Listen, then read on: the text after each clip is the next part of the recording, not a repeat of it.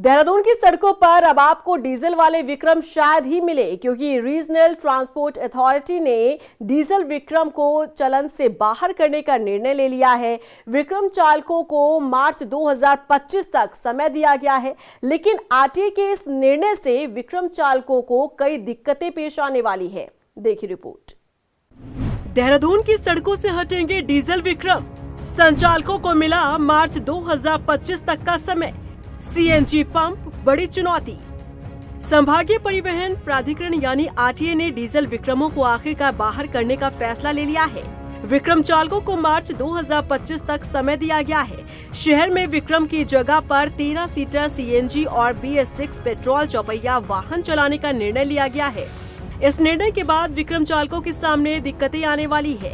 जानकारी के मुताबिक देहरादून शहर में मौजूदा समय में विक्रम जिन मार्गों पर चल रहे हैं, उनके संचालकों द्वारा चौपहिया वाहन खरीदे जाने पर उसी मार्ग का स्टेज कैरेज का परमिट दिया जाएगा, जबकि अभी विक्रम कॉन्ट्रैक्ट कैरेज परमिट पे चल रहे हैं। दून के 10 नए मार्गों पर चौपहिया यात्री वाहनों को परमिट देने के साथ ही मार्गों का विस्तार करने का निर्णय हुआ है। बता दें कि यात्री वाहनों से निकलने वाले काले धुएं के कारण प्रदूषित हो रही दून की आबो हवा को बचाने के लिए और शहर में परिवहन सेवा में सुधार सहित विस्तार को लेकर 16 अक्टूबर बैठक हुई थी और ये बैठक में निर्णय लिया गया था कि उत्तराखंड स्वच्छ गतिशीलता परिवर्तन नीति 2024 के तहत पुरानी डीजल बसों और विक्रमों को चरणबद्ध तरीके से शहर से बाहर करने का निर्णय लिया गया। अगर वो 4 पहिए की जो क्लीन फ्यूल बेस्ड कोई भी गाड़ी लेकर आ सकते हैं, जैसे सीएनजी गाड़ी हो या पेट्रोल BS6 की गाड़ी हो, तो उनको हम उसी रूट पर परमिट देंगे जिस पर कि वो अभी संचालित हो रहे हैं।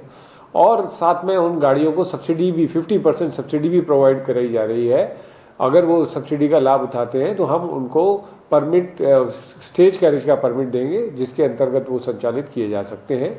जहाँ तक समय का सवाल है, वो लोग अपने आवेदन 31/12/2024 तक अपने आवेदन दे सकते हैं और वाहन लाकर परमिट हासिल करने की तिथि 31/3/2025 तक है।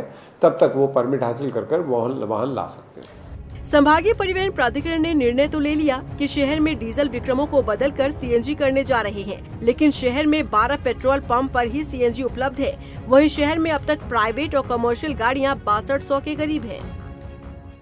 देखिए, ऐसा है कि हमारे देहरादून शहर के अंदर सीएनजी की पर्याप्त व्यवस्था उपलब्ध है, जिसके अंतर्गत 12 सीएनजी पंप हैं जो इस वक्त ऑपरेटिव हैं और देहरादून शहर डायरेक्ट सीएनजी लाइन से जुड़ा हुआ है।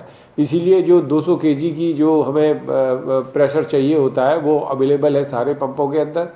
उसको देखते हुए जो हमारे यहाँ लगभग पर डे की खपत 24 से 25 हज़ार kg सीएनजी की खपत है और पीक सीजन में जो लगभग 35,000 kg हो जाती है, उसको पूरा करने के लिए पूरा गेल सक्षम है।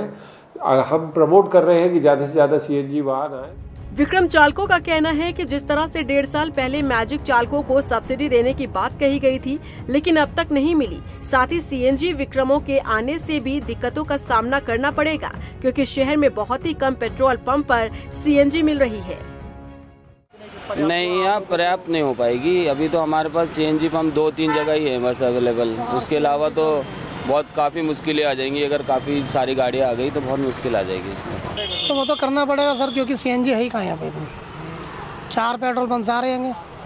अब आप जैसे सुबह पकड़ते हैं गाड़ी, सुबह तेल डलवाएंगे तो हमारे को तो लंबी लाइन में लगाना पड़ेगा।